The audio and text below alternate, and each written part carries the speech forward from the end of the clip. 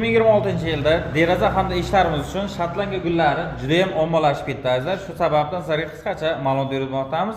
Mana bu seximizda ko'rishingiz mumkin, Shotlandiya gullarini juda ham chiroyli ravishda oynalariga taxlab berganmiz. Xo'p, ko'pchilik qiziqishadi, qanday holda keladi? Profili, mana katta profil azizlar, uzun 3 metrlik holda keladi. Gullari esa o'zi yaxlit holda keladi.